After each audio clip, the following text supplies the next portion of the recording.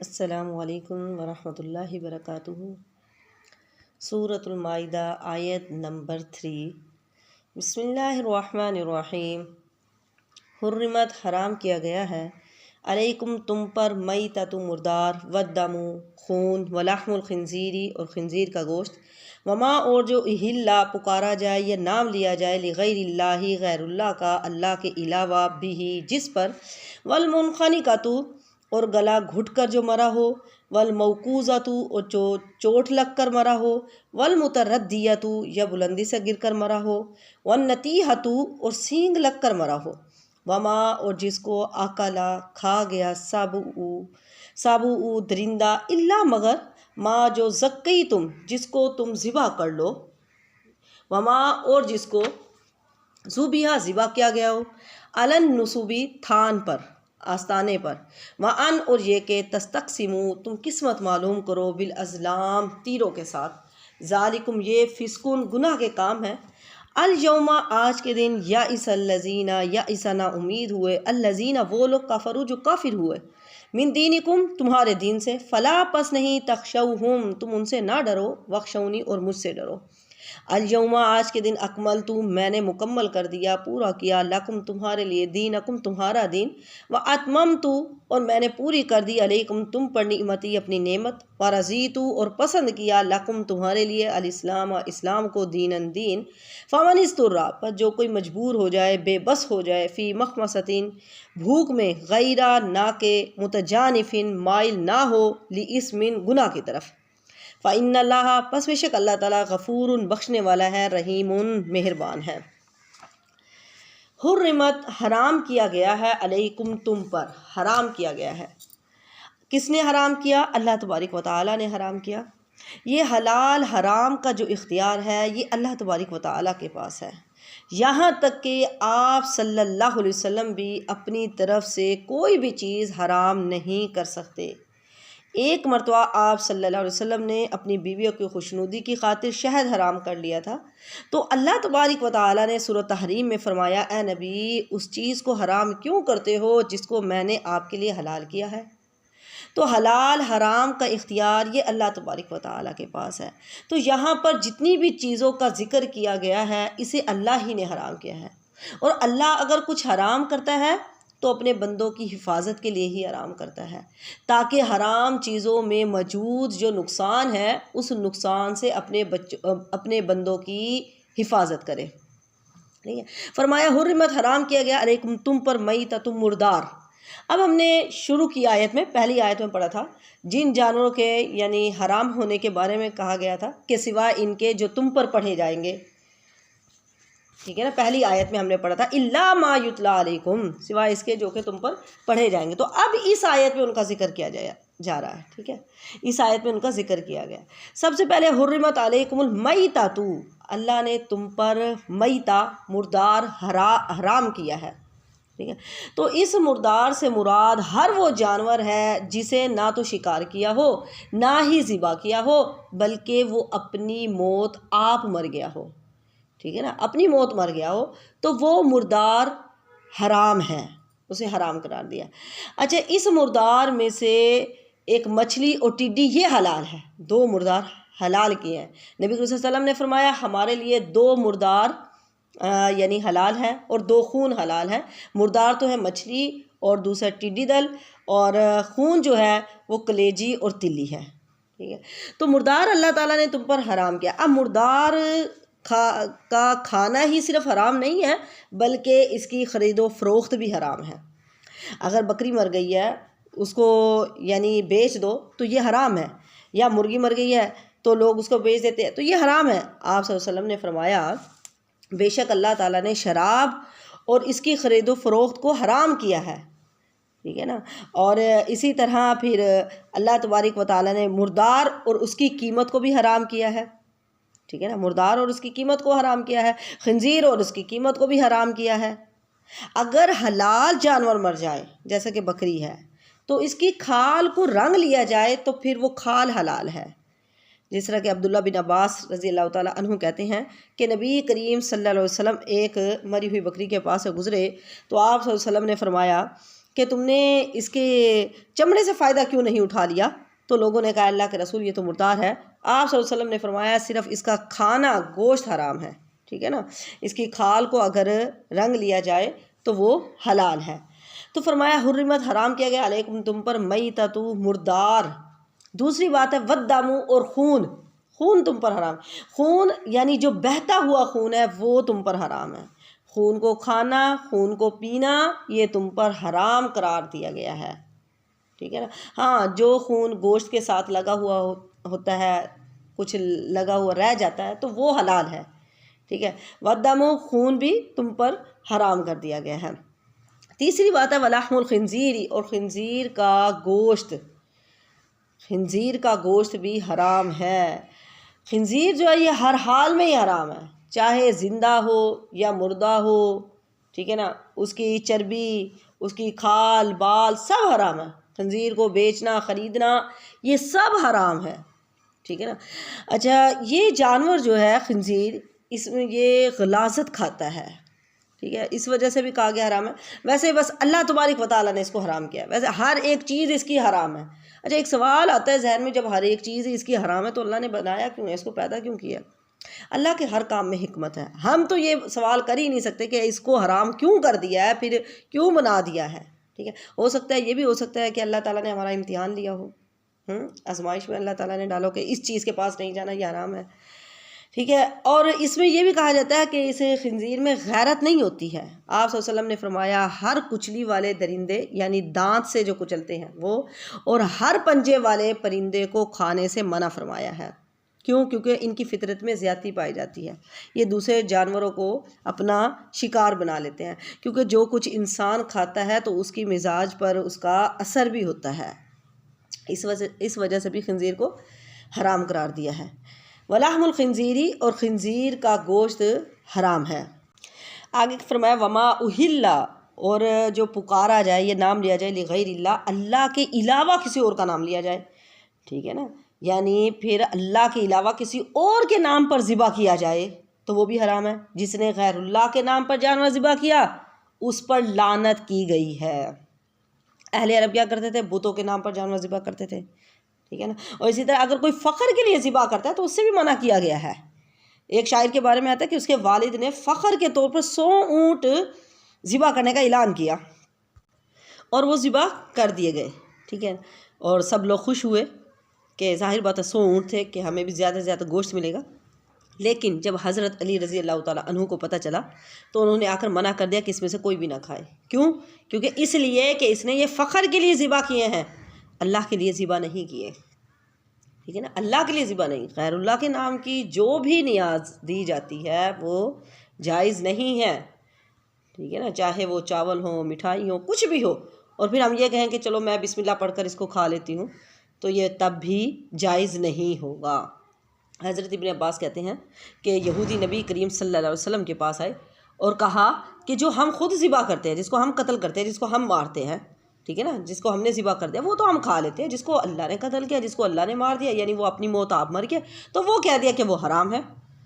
تو اللہ تبارک و تعالیٰ نے یہ آیت نازل فرمائی وَلَا تَأْكُلُوا مِمَّا لَمْ يُذْكَرِ اسْمُ اللَّهِ إِلَيْهِ، لم يذکر اسم اللہ علیہ، یعنی جس پر اللہ کا نام نہ لیا گیا ہو اسے مت کھاؤ۔ اب وہ کوئی بھی چیز ہو سکتی ہے جس پر بھی اللہ کے علاوہ کسی اور کا نام لیا جائے، چاہے فرشتوں کا، چاہے نبیوں کا، کسی پیر کا، فقیر کا، ولی کا، کسی کا بھی نام لیا گیا ہے تو وہ چیز کھانا جائز نہیں ہے۔ جس پر اللہ کے علاوہ کسی اور کا نام لیا جائے تو اسے مت کھاؤ۔ رافع بن خدیج کہتے ہیں میں نے نبی کریم صلی اللہ علیہ وسلم سے عرض کیا کہ کل ہمارا دشمن کے ساتھ مقابلہ ہوگا اور ہمارے پاس چھریاں نہیں ہیں، تو آپ صلی اللہ علیہ وسلم نے فرمایا جو اعلیٰ خون بہا دے اور اللہ کا نام لیا گیا ہو اسے کھاؤ۔ یعنی مطلب یہ تھا کہ کھانے کے لیے جانور ذبح کرنا ہو تو چھری تو ہے نہیں، تو کیا کریں؟ تو آپ صلی اللہ علیہ وسلم نے 2 چیزیں بتائی، ایک تو خون بہایا جائے کسی بھی چیز سے، اور بسم اللہ پڑھی جائے، اللہ کا نام لیا جائے، اور شرط یہ ہے کہ ذبح کا آلہ دانت اور ناخن نہ ہو، ناخن کے ساتھ نہ ذبح کیا جائے اور نہ ہی دانت کے ساتھ ذبح کیا جائے۔ یعنی اگر چھری نہیں ہے تو دانت یا ناخن کے ساتھ ذبح کرنا ایسا صحیح نہیں ہے، ٹھیک ہے نا۔ یعنی اگر کوئی چھوٹا پرندہ وغیرہ ہے یا چڑیا ہی ہے، کبوتر ہے، چلیں جی کوئی چھری وغیرہ آلہ نہیں ہے تو ہم اسے اپنے دانتوں کے ساتھ یا ناخون کے ساتھ اس کو ذبح کر لیں، ایسا نہیں ہے۔ اور وجہ بھی آپ صلی اللہ علیہ وسلم نے بتا دی کہ دانت تو یہ ہڈی ہے اور ناخون جو ہے یہ حبشیوں کی چھری ہے، ٹھیک ہے، تو اسے ذبح نہیں کیا جائے گا۔ اور جس پر خیر اللہ کا نام پڑھا جائے، ٹھیک ہے نا، لیا جائے، پکارا جائے، تو وہ بھی کھانا جائز نہیں ہے۔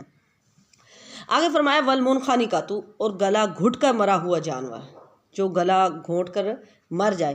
اب جو گلا گھٹ کر مر گیا یا تو وہ خود بخود مر گیا ہے، ٹھیک ہے نا، رسی وغیرہ سے گلا گھٹ گیا اور وہ مر گیا، یا کسی نے گلا گھونٹ کر اس کو مار دیا ہے، یہ بھی مردار کی قسم ہے، یہ بھی حرام ہے، ٹھیک ہے نا۔ گلے میں رسی باندھی ہوئی تھی، کسی چیز کے ساتھ باندھا ہوا تھا، اب وہاں سے وہ نیچے گر گیا ہے، ٹھیک ہے نا، گلا گھٹ گیا ہے، کسی طریقے سے بھی جھاڑیوں میں پھنس گیا، گلا گھٹ گیا، اب وہ جانور حرام ہو گیا ہے، گلا گھٹ کر مر گیا تو وہ جانور حرام ہو گیا۔ والموقوذۃ، اور چوٹ لگ کر مر گیا، چوٹ لگ کر یعنی کسی وزنی چیز کے ساتھ چوٹ ماری جائے اور وہ مر جائے، یا کسی لاٹھی یا پتھر وغیرہ کی چوٹ سے وہ مر جائے، ٹھیک ہے نا، تو پھر وہ بھی حرام ہے، کیونکہ شرعی طریقے سے اس کو ذبح نہیں کیا گیا، چوٹ لگی اور وہ مر گیا، چاہے وہ حلال جانور تھا، ٹھیک ہے نا، تو وہ حرام ہے۔ تو زمانہ جاہلیت میں لوگ جانوروں کو لاٹھیوں سے مارتے تھے، جب وہ مر جاتا تھا اسے کھا لیتے تھے، یعنی اتنی گہری چوٹ مارتے تھے وہ مر جاتا تھا، تو یہ جائز نہیں ہے، ٹھیک ہے نا۔ عدی بن حاتم کہتے ہیں کہ یا رسول اللہ، میں سدائے ہوئے کتے کو یعنی چھوڑتا ہوں کہ وہ میرے لیے شکار کو قابو کرے، اور میں بسم اللہ بھی پڑھتا ہوں۔ آپ صلی اللہ علیہ وسلم نے فرمایا اگر بسم اللہ پڑھتے ہو، بسم اللہ پڑھ کر چھوڑتے ہو تو اسے کھا لو۔ اس نے کہا اگرچہ وہ کتا جو ہے یعنی جس کو میں سدھا کر بھیجتا ہوں شکار کرنے کے لیے، اگرچہ وہ شکار کو مار ڈالے، آپ صلی اللہ علیہ وسلم نے فرمایا ہاں اگرچہ وہ مار ڈالے، ہاں جب تک کہ کوئی اور کتا اس کے ساتھ شریک نہ ہو گیا ہو، یعنی جو اپنے کتے کے ساتھ آپ نے نہیں بھیجا، اپنے شکار کے ساتھ یعنی نہیں بھیجا، اور کوئی دوسرا اور شکار اس کے ساتھ مل گیا، ٹھیک ہے نا، شکاری، تو وہ پھر جائز نہیں ہوگا، ٹھیک ہے نا۔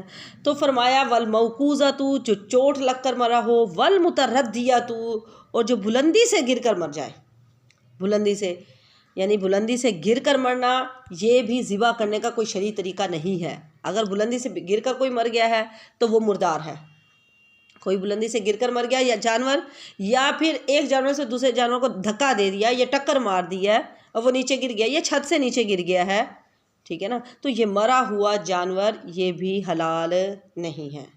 پھر ہے والنتیحۃ، سینگ لگ کر مر گیا ہو، سینگ لگ یعنی جس نتہون کا مطلب ہوتا ہے سینگ، یعنی جس جانور کو سینگ مارا گیا ہو۔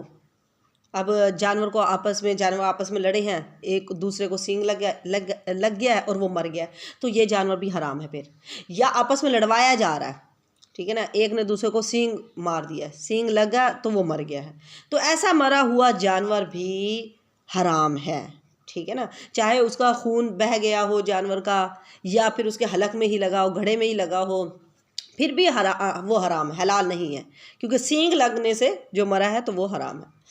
آگے فرمایا وما اکل السبع، اور جس کو کھا لیا درندوں نے، جب درندوں نے کھا لیا ہے تو پھر وہ کیسے ہم کھا سکتے ہیں؟ نہیں، اس کا مطلب یہ ہے جس کو درندے نے کھا لیا ہے، درندے نے اپنے لیے اس کو شکار کیا تھا، اسے پکڑا، ٹھیک ہے نا، اور پھر اسے یعنی کسی ڈر کے مارے وہ چھوڑ کر بھاگ گیا ہے، اب جو اس کا بچا ہوا ہے نا وہ نہیں ہم کھا سکتے، یا اس نے کچھ کھا لیا کچھ چھوڑ کے چلا گیا ہے، ٹھیک ہے نا، جیسے اگرچہ وہ یعنی جسے اس نے شکار کیا ہے وہ چاہے حلال ہو، جیسا کہ شیر ہے، شیر نے زیبرا کو پکڑ لیا، کسی بکری کو پکڑ لیا، اب اس نے اس کو پکڑا ہے اور اس نے کھایا، کچھ کھا لیا باقی چھوڑ دیا، تو یہ بچا ہوا جو ہے نا یہ ہمارے لیے حرام ہے، یہ حلال نہیں ہے۔ زمانہ جاہلیت میں لوگ کیا کرتے تھے، اس کو کھا لیتے تھے، لیکن اللہ تبارک و تعالیٰ نے مومنوں کو اس سے منع فرما دیا ہے۔ اللہ مگر ما زکیتم، مگر جس کو تم ذبح کر لو، ان کے مرنے سے پہلے تم اس کو ذبح کر لو، یعنی انہیں پاک کر لو تو پھر جائز ہے۔ اب یہاں پر کتنی چیزیں ہیں جن کو اللہ تعالیٰ نے یہاں پر بیان کیا، جن کو حرام کیا ہے۔ ایک تو میتہ ہے، مردار ہے، ٹھیک ہے، دوسرا ہے والدم، خون ہے، تیسرا خنزیر، چوتھا ہے وما اہل لغیر اللہ، غیر اللہ کے نام پر جو ذبح کیا جائے، پانچواں ہے گلا گھٹنے والا جانور، والمنخنقۃ، چھٹا ہے والموقوذۃ، ٹھیک ہے، چوٹ لگ کر جو مرا ہو، اور ساتواں والمتردیۃ، آٹھواں والنتیحۃ، نواں وما اکل السبع، جس کو درندے نے کھا لیا ہو۔ اب یہاں پر 5 جانور ایسے ہیں، یعنی والمنخنقۃ، یعنی اگر ان 5 چیزوں میں سے کسی کے اندر اگر جان باقی ہو، ان کے مرنے سے پہلے اسے ذبح کر لو تو وہ حلال ہے، ٹھیک ہے نا. میتا کو تو ہم کر ہی نہیں سکتے مردار، ودم خون کو بھی نہیں، ولحم الخنزیر خنزیر کا گوشت بالکل بھی نہیں، وما اہل لغیر اللہ. ہاں جو غیر اللہ کے نام پر اب آپ اسے کہیں کہ میں بسم اللہ پڑھ کر کھا لیتی ہوں تو یہ بھی حرام ہے، حلال نہیں ہے. والمنخنقہ تو جس کا گلا گھٹ کر وہ مرا، ابھی وہ مرا نہیں ہے، صرف گلا گھٹا، آپ پہنچ گئے ہیں، ابھی وہ تڑپ رہا تھا، آپ نے اسے شرعی طریقے سے ذبح کر دیا تو وہ آپ کے لیے جائز ہے. اسی طرح جو چوٹ لگ کر مرا، ابھی وہ مرا نہیں ہے، تڑپ ہی رہا تھا. اسی طرح جو بلندی سے گر کر مرا ہے، جو سینگ لگ کر جس کو مرا ہے، یعنی ابھی وہ بے ہوشی ہوا ہے، یعنی تڑپ ہی رہے، آپ پہنچ گئے تو آپ نے ان کو شرعی طریقے سے ذبح کر لیا. وما اکل السبع، جس کو درندے نے کھا لیا، یعنی درندے نے ابھی اس کو شکار کیا ہے، ٹھیک ہے نا، یعنی اسے کھایا نہیں ہے، اسے پکڑا ہی تھا تو ڈر کے مارے بھاگ گیا، تو پھر آپ اس کو شرعی طریقے سے ذبح اگر آپ کر لیتے ہیں تو وہ پھر آپ کے لیے جائز ہے. اور شرعی ذبح کرنا یہ ہے کہ حلال جانور کو بسم اللہ واللہ اکبر کہہ کر کسی تیز دھار آلے سے اس کا گلا اس طرح کاٹ دیا جائے کہ اس کی رگیں کٹ جائیں دونوں، ٹھیک ہے نا، کھانے کی بھی اور سانس کی، دونوں رگیں کٹ گئی ہیں، ٹھیک ہے، تو پھر وہ تمہارے لیے حلال ہے، جائز ہے. اور پھر ذبح جو ہے وہ احسن طریقے سے کرنا چاہیے، چھری تیز ہو، ذبیحے کو اچھی طرح لٹایا جائے، ٹھیک ہے نا. اور ذبح کے علاوہ نہر بھی شرعی طریقہ ہے کہ کھڑے اونٹ کے حلق کے گھڑے میں چھری وغیرہ ماری جائے، ٹھیک ہے نا، اونٹ کو نہر کیا جاتا ہے. حضرت انس بیان کرتے ہیں کہ نبی کریم صلی اللہ علیہ وسلم نے 2 مینڈوں کی قربانی کی. میں نے دیکھا کہ آپ صلی اللہ علیہ وسلم نے اپنا پاؤں مینڈے کے اوپر رکھا ہوا ہے اور آپ صلی اللہ علیہ وسلم بسم اللہ واللہ اکبر پڑھ رہے ہیں. آپ صلی اللہ علیہ وسلم نے دونوں مینڈوں کو اپنے ہاتھ سے ذبح کیا، ٹھیک ہے. آگے فرمایا وما ذبح علی النصب، وما اور جو ذبح کیا گیا علی النصب آستانے پر. کیا مطلب ہے؟ یعنی نصب کسے کہتے ہیں؟ مشرکین نے اپنے جھوٹے معبودوں کے لیے جو جگہ مقرر کی ہوئی تھی، ٹھیک ہے نا، انہیں نصب کہا جاتا ہے، نصب کہا جاتا ہے، ٹھیک ہے نا، کیونکہ عام طور پر وہاں کوئی نشانی نصب ہوتی تھی، ٹھیک ہے نا، کوئی نشانی وغیرہ وہاں پر ہوتی تھی، کوئی بت کھڑا کیا ہوا ہوتا تھا، یا کوئی درخت ہوتا تھا، کوئی قبر ہوتی تھی، یا دریا وغیرہ ہوتا تھا. جب وہ ان جگہوں پر جاتے تھے تو وہاں جا کر لوگ یعنی اپنے جانوں کو ذبح کرتے تھے، تو اسے تھان یا آستانہ کہا جاتا ہے. وہ جانور بھی حرام ہے اگرچہ ان پر اللہ کا نام لیا گیا ہو، کیونکہ وہ کسی اور کے تقرب کے لیے ذبح کیے جا رہے ہیں، تو اس وجہ سے حرام ہے. چاہے ان پر بسم اللہ واللہ اکبر بھی پڑھا جائے تو تب بھی وہ جانور حرام ہے. ثابت بن ضحاک رضی اللہ تعالیٰ عنہ بیان کرتے ہیں کہ نبی کریم صلی اللہ علیہ وسلم کے زمانے میں ایک شخص نے نظر مانی کہ وہ بوانا مقام پر اونٹ نہر کرے گا. وہ رسول اللہ صلی اللہ علیہ وآلہ وسلم کے پاس آیا اور کہا میں نے بوانا مقام پر اونٹ نہر کرنے کی نظر مانی تھی. تو نبی کریم صلی اللہ علیہ وسلم نے فرمایا کیا وہاں جہالت کے دنوں میں کوئی آستانوں میں سے کوئی آستان تھا؟ تو لوگوں نے کہا نہیں. آپ صلی اللہ علیہ وسلم نے مزید پوچھا کیا وہاں مشرکین کی عیدوں میلوں میں سے کوئی عید تھی؟ لوگوں نے کہا نہیں. تو پھر آپ صلی اللہ علیہ وسلم نے فرمایا جاؤ جا کر اپنی نظر پوری کرو. آگے فرمایا وَأَن تَسْتَقْسِمُوا بِالْأَزْلَامِ، یہ کہ تم تیروں کے ذریعے قسمت معلوم کرو. وَأَن تَسْتَقْسِمُوا، یہ کہ تم قسمت معلوم کرو، بِالْأَزْلَامِ، تیروں کے ذریعے، 500 سے. ازلام یہ جوئے کے تیر تھے، یہ وہ تیر تھے جو قسمت معلوم کرنے کے لیے حبل نامی بت کے پاس رکھے ہوئے تھے. اب دور جہالیت میں کفار مکہ کا یہ عقیدہ تھا کہ جب وہ کسی کام کا ارادہ کرتے تھے تو تیروں کے ذریعے معلوم کرتے تھے یہ کام ان کے لیے درست ہے یا نہیں ہے، اس کا نتیجہ اچھا ہوگا یا نہیں ہوگا، ٹھیک ہے نا. یعنی مشرکین نے خانہ کعبہ کے اندر حبل نامی ایک بت رکھا ہوا تھا اور اس کے تھان میں 7 تیر تھے. اس پر مختلف الفاظ لکھے ہوئے تھے، افعل کہ یہ کام کر لو، لا تفعل نہ کرو، یا کوئی خالی تھا، ٹھیک ہے نا. اب کوئی قسمت کا حال معلوم کسی نے کرنا ہے یا پھر سفر پر جانا ہے کہ جاؤں یا نہ جاؤں، کاروبار کروں یا نہ کروں، کوئی بھی کام ہوتا تھا تو وہ حبل کے پاس پہنچتے تھے. حبل کے پاس آتے، نذرانہ پیش کرتے، دعا مانگتے کہ ہمارے معاملے کا فیصلہ کرو. پھر جو وہاں بیٹھا ہوا ہوتا تھا آدمی تو وہ تیروں کے ذریعے سے فال نکالتا تھا. پھر جو بھی تیر پر لکھا ہوتا تھا وہ حبل کا فیصلہ سمجھا جاتا تھا اور پھر وہ اسی کے مطابق پھر وہ کام کرتے تھے. حالانکہ انہیں چاہیے تھا اللہ تعالیٰ سے دعا کرتے، استخارہ کرتے، دعا کرنے کے بجائے، استخارہ کرنے کے بجائے وہ ایسے غلط کام کرتے تھے. اور پھر ان مشرکین نے خانہ کعبہ کے اندر حضرت ابراہیم علیہ السلام، حضرت اسماعیل علیہ السلام کی مورتیاں بنا رکھی تھی اور پھر ان کے ہاتھوں میں، مورتیوں کے ہاتھوں میں قسمت آزمائی کے تیر بھی پکڑائے ہوئے تھے. تو جب نبی کریم صلی اللہ علیہ وسلم مکہ آئے، مکہ فتح ہونے کے بعد تو آپ صلی اللہ علیہ وسلم نے بیت اللہ کے اندر جانے سے انکار کر دیا کہ جب تک یہ بت اندر ہے میں اندر نہیں جاؤں گا۔ تو ان مورتیوں کو، ان بتوں کو باہر نکالا گیا اور ان کے ہاتھوں میں بھی وہی تیر تھے، ٹھیک ہے نا۔ تو آپ صلی اللہ علیہ وسلم نے فرمایا اللہ ان مشرکین کو ہلاک کرے کہ یہ خوب جانتے تھے کہ ان دونوں نے کبھی بھی ان تیروں سے قسمت آزمائی نہیں کی، ٹھیک ہے نا۔ اور پھر وَأَن تَسْتَقْسِمُوا بِالْأَزْلَامِ، یعنی قسمت معلوم کرنا تیروں کے ساتھ، ٹھیک ہے نا۔ تو ان تیر پر کسی پر افل لکھا ہوا ہوتا تھا کہ کر لو، کسی پر لا تفل لکھا ہوا ہوتا تھا، قسمت معلوم کرنے والا تیر نکلتا، ٹھیک ہے نا۔ تو جو حکم نکلتا اس پر عمل کرتے، اگر خالی نکلتا تھا پھر دوبارہ تیر ڈال دیتے تھے، پھر دوبارہ تیر نکالتے تھے۔ تو اس قسم کے تمام کام، چاہے فالنامہ کہا جائے اسے یا کسی نجومی سے پوچھا جائے، یہ سب کام حرام ہے، شرک ہے۔ کیوں؟ کیونکہ غیب اللہ کے سوا کوئی بھی نہیں جانتا۔ تو قسمت کا حال کسی بھی طریقے سے معلوم کرنا ناپسندیدہ ہے۔ وَأَن تَسْتَقْسِمُوا بِالْأَزْلَامِ، اس کا ایک یہ مطلب ہے یعنی جوئے کے تیروں کے ذریعے سے ذبح شدہ گوشت کے حصے تقسیم کرنا۔ اب اس میں بھی کسی کا حصہ نکل آتا تو کوئی محروم رہ جاتا تھا، یہ بھی حرام ہے۔ یہ سب گناہ کے کام ہیں۔ ہمیں قسمت کا حال تیروں کے ذریعے معلوم کرنے کے بجائے کیا کرنا چاہیے؟ استخارہ کر لینا چاہیے، اللہ تعالیٰ سے دعا کرنی چاہیے، ٹھیک ہے نا۔ حدیث ہے کہ آپ صلی اللہ علیہ وسلم نے فرمایا، ابو درداء کہتے ہیں کہ نبی کریم صلی اللہ علیہ وسلم نے فرمایا وہ شخص ہرگز بلند درجات حاصل نہیں کر سکتا جس نے کہانت کا عمل کیا ہو یا قسمت معلوم کرنے کی کوشش کی ہو یا سفر سے بدشگونی کرتے ہوئے واپس آ گیا ہو، ٹھیک ہے نا، یعنی وہ کبھی بھی کامیاب نہیں ہو سکتا، ٹھیک ہے۔ تو یہ قسمت کا حال ان تیروں کے ذریعے سے معلوم کرنے کے بجائے ہمیں کیا کرنا چاہیے؟ استخارہ کر لینا چاہیے، 2 نفل پڑھیں، استخارہ کی دعا پڑھیں اور پھر اللہ تبارک و تعالیٰ سے دعا مانگیں۔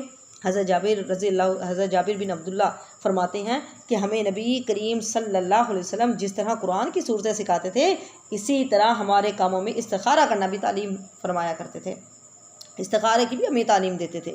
ابن تیمیہ کہا کرتے تھے کہ جو انسان اپنے خالق سے استخارہ کرے اور مخلوق کے ساتھ مشورہ کرے اور اپنے کام میں ڈٹ جائے یعنی ثابت قدمی اختیار کرے وہ کبھی بھی نادم نہیں ہوتا، اسے پھر شرمندگی نہیں اٹھانی پڑتی۔ استخارہ جو ہے یہ انسان کو شرمندگی سے بچاتا ہے، ٹھیک ہے نا۔ بعض علماء کہتے ہیں کہ جسے 4 چیزیں عطا کی گئی وہ 4 چیزوں سے محروم نہیں ہوتا ہے، جسے شکر کی توفیق دی گئی وہ مزید ملنے سے محروم نہیں ہوگا، جسے توبہ کی توفیق دی گئی تو اس کی قبولیت سے اسے محروم نہیں کیا جائے گا، جسے استخارے کی توفیق ملی اسے بہتری سے محروم نہیں کیا جائے گا، ٹھیک ہے نا، یعنی اس کے لیے خیر ہی خیر ہے، اور جسے مشورے کی توفیق دی گئی وہ درست بات سے محروم نہیں ہوگا۔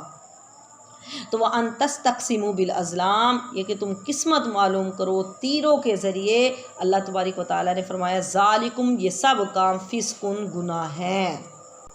آگے فرمایا الیوم، آج کے دن، یئسنا، امید ہو گیا، الذین، وہ لوگ، کفروا، جو کافر ہوئے، من دینکم، تمہارے دین سے، فلا تخشوہم، پس ان سے نہ ڈرو، واخشونی، مجھ سے ڈرو۔ الیوم یئس الذین، یعنی اب تمہاری طاقت اس قدر مستحکم ہو گئی ہے کہ تمہارے دشمنوں کی کمر ٹوٹ گئی ہے، وہ اس چیز سے قطعی مایوس ہو گئی ہیں کہ تمہارے دین کو نیچا دکھا سکیں۔ صحیح حدیث میں نبی کریم صلی اللہ علیہ وسلم نے فرمایا شیطان اس سے تو مایوس ہو چکا ہے کہ نمازی مسلمان جزیرہ عرب میں اس کی پرستش کریں، ہاں وہ اس کوشش میں رہے گا کہ مسلمانوں کو آپس میں ایک دوسرے کے خلاف بھڑکاتا رہے۔ اسی طرح آپ صلی اللہ علیہ وسلم نے حجۃ الوداع کے موقع پر بھی لوگوں کو خطبہ دیا اور فرمایا کہ شیطان اس بات سے نا امید ہو گیا ہے کہ تمہاری زمین میں اس کی پرستش کی جائے، لیکن وہ اس بات سے راضی ہو گیا ہے کہ پرستش کے علاوہ اس کی اطاعت کی جائے ان اعمال میں جن کو تم حقیر سمجھتے ہو۔ بس تم بچو اور جان لو میں تم میں 2 چیزیں چھوڑ کر جا رہا ہوں، ٹھیک ہے نا، تم ہرگز گمراہ نہیں ہوں گے جب تک تم ان دونوں کو مضبوطی سے نہ تھام لو، ان دونوں کو مضبوطی سے تھام لو، ٹھیک ہے نا۔ ایک ہے اللہ کی کتاب، دوسرے ہے نبی کی سنت۔ فلا تخشوہم واخشونی، بس ان سے نہ ڈرو، مجھ سے ڈرو، یعنی مخلوق کے علاوہ بس اللہ سے ڈرنا چاہیے، اور وہ اللہ ہی ہے جس نے مشرکین کے مقابلے میں تمہاری مدد کی۔ تو اب دین غالب آ گیا ہے، ایسے لوگوں سے ڈرنے کی ضرورت نہیں ہے، بس اللہ سے ڈرو۔ آگے فرمایا الیوم، آج کے دن، اکملت، میں نے مکمل کر دیا، پورا کیا، لکم، تمہارے لیے، دینکم، تمہارا دین، واتممت، میں نے پوری کر دیا، علیکم، تم پر، نعمتی، اپنی نعمت۔ آج ہم نے تمہارے لیے تمہارا دین مکمل کر دیا۔ آج کا دن عرفہ کا دن ہے، جمعے کا دن تھا، اور جب یہ آیت اتری اور دین مکمل ہو گیا ہے، اللہ نے نبی صلی اللہ علیہ وسلم کی مدد کی، ان کے دشمنوں کی کوششیں ساری ناکام ہو گئی ہے، اسلام غالب آ رہا ہے، ٹھیک ہے نا۔ آج ہم نے تمہارے لیے تمہارا دین مکمل کر دیا، اس کا مطلب یہ نہیں ہے کہ میں نے شرعی احکام مکمل کر دیا۔ اس آیت کے بعد بھی کئی شرعی احکام نازل ہوئے ہیں، جس طرح کہ وہ عورتوں کے بارے میں آپ صلی اللہ علیہ وسلم سے فتویٰ پوچھتے ہیں، یا پھر کلالہ کے بارے میں، ٹھیک ہے۔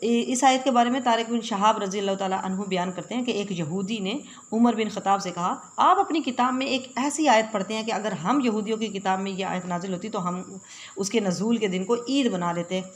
آپ نے فرمایا کون سی آیت؟ اس نے یہ آیت پڑھی، الیوم اکملت لکم دینکم۔ یہ سن کر عمر رضی اللہ تعالیٰ عنہ نے فرمایا، ہم اس دن اور جگہ کو جانتے ہیں جب یہ آیت نبی صلی اللہ علیہ وسلم پر نازل ہوئی تھی۔ آپ 9 ذی الحجہ کو عرفہ میں تھے، پچھلے پہر کا وقت تھا، جمعۃ المبارک کا دن تھا جب یہ آیت نازل ہوئی۔ دین کو مکمل کر دینے سے مراد یہ ہے کہ اس کے تمام ارکان، فرائض، سنن، حدود، احکام بیان کر دیے گئے ہیں، اور کفر و شرک کا خاتمہ کر کے اس نعمت کو مکمل کر دیا گیا ہے۔ اب دین میں جو حرام ہونا تھا یا حلال ہونا تھا وہ ہو چکا ہے، اب کوئی اس میں تبدیلی یا اضافہ کرے گا یا نئی چیز نکالے گا، وہ دین نہیں ہو سکتی، بلکہ دین میں بدعت ہے جو کہ سراسر گمراہی ہے۔ نبی کریم صلی اللہ علیہ وسلم نے فرمایا، جو ہمارے اس دین میں کوئی نئی چیز شروع کرے گا جو اس میں نہیں ہے تو وہ مردود ہے، مردود ہے، مردود ہے۔ وَرَضِيتُ لَكُمُ الْإِسْلَامَ دِينًا، اور میں نے پسند کیا تمہارے لیے دین اسلام کو، یعنی دین اسلام کو اختیار کرنے کا حکم دیا جا رہا ہے۔ دین کا ملنا ہی سب سے بڑی نعمت ہے۔ دین کو مکمل کرنے کا مطلب ہے کہ تمہیں عبادت کے سب طریقے بتا دیے ہیں، تمہارے لیے یہ دین ہی پسند کیا ہے، اب تم اس کے علاوہ کوئی اور دین اختیار نہ کرنا۔ آپ صلی اللہ علیہ وسلم نے فرمایا، اس شخص نے ایمان کا مزہ چکھ لیا جو اللہ کے رب ہونے پر، اسلام کے دین ہونے پر، اور محمد صلی اللہ علیہ وسلم کے رسول ہونے پر دل سے راضی ہو گیا۔ اور نبی کریم صلی اللہ علیہ وسلم نے ہمیں ہر اس عمل کی تعلیم دی جو جنت میں لے کر جانے والا ہے اور جہنم سے بچانے والا ہے۔